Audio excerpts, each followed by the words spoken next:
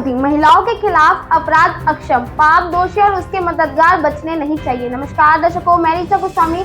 आइए जानते हैं पूरी खबर। लखपति दीदी रैली में मोदी। प्रधानमंत्री ने कहा है कि आज यह लखपति दीदी का महासम्मेलन हो रहा है। मेरी बहनें वहां बड़ी संख्या में उपस्थित है। आज यहां से देश भर के लाखों सखी मंडलों के लिए 6000 करोड़ से अधिक की राशि जारी की जाएगी।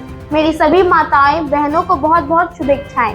प्रधानमंत्री मोदी रविवार को महाराष्ट्र के जलगांव पहुंचे। इस दौरान प्रधानमंत्री मोदी ने उन 11 लाख नई लखपति दीदी को प्रमाण पत्र देकर सम्मानित किया, जिन्होंने उनके तीसरे कार्यकाल के दौरान इस मुकाम को हासिल किया। पीएम मोदी ने 2500 करोड़ का रिवॉल्विंग फंड भी जारी किया है। इसमें 4.3 लाख स्वयं सहायता सामूहिक है। लगभग 48 लाख सदस्य को हो चुका है लाभ। पीएम मोदी ने 5000 करोड़ का बैंक ऋण भी हासिल किया है। इसी भी समारोह के दौरान पीएम मोदी ने लोगों को संबोधित किया। कोलकाता में महिला डॉक्टर से दुष्कर्म हत्याकांड को लेकर पूरे देश में मचे बवाल के बीच पीएम मोदी ने महिलाओं के खिलाफ अत्याचार मुद्दे पर भी अपना बयान दिया। उन्होंने कहा है कि माताओं, बहनों और बेटियों को सशक्त करने के साथ साथ उनकी सुरक्षा भी देश की प्राथमिकता है। मैंने लाल किले से बार बार इस मुद्दे को उठाया है। आज देश का कोई भी राज्य में अपनी बहनों बेटियों को दर्द और गुस्से से समझाता हूँ। मैं एक बार फिर देश के हर राजनीतिक दल से, हर राज्य सरकार से कहूंगा कि महिलाओं के खिलाफ अपराध का एक अक्षम पाप है। जो भी दोषी है उसे बख्श नहीं देना चाहिए। किसी भी रूप से उसकी मदद करने वाले को बर्खास्त करना चाहिए। अस्पताल हो, स्कूल हो, सरकार हो या पुलिस व्यवस्था, जिस पर भी स्तर पर लापरवाही होगी सभी जवाबदेही होनी चाहिए। सबका हिसाब किया जाना चाहिए। ऊपर से नीचे तक संदेश बहुत स्पष्ट जानी चाहिए। ये पाप अक्षम है। सरकारें आती रहेंगी, जाते रहेंगी, लेकिन महिलाएं के जीवन की रक्षा और उनके सम्मान की रक्षा समाज के तौर पर और सरकार के तौर पर हम सभी बहुत ही बड़ी जिम्मेदारी निभा रहे हैं। प्रधानमंत्री ने कहा है कि आज इतनी बड़ी संख्या में देश की बहनें बेटियां यहाँ हैं।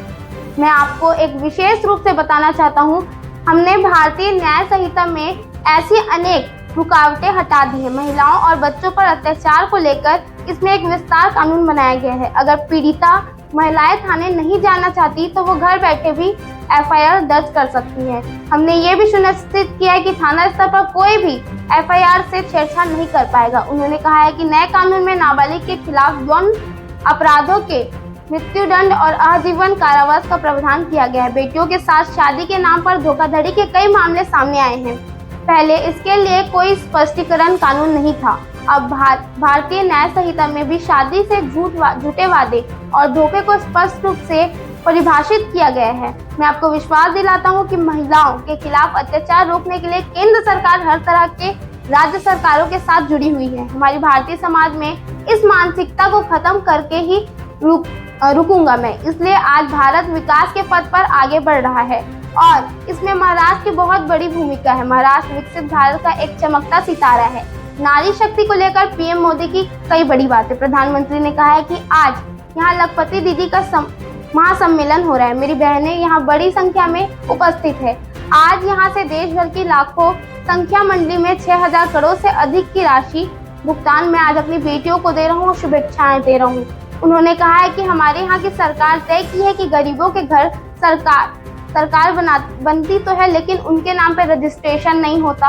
अभी तक जो 4 करोड़ रुपए अधिकतम महिलाओं की सुरक्षा के लिए भी निर्धारित कर दिया गया। पीएम मोदी ने कहा है कि आज चुनौती देता हूँ, पहले की सरकारों के 7 दशक का एक तर्क रखता हूँ।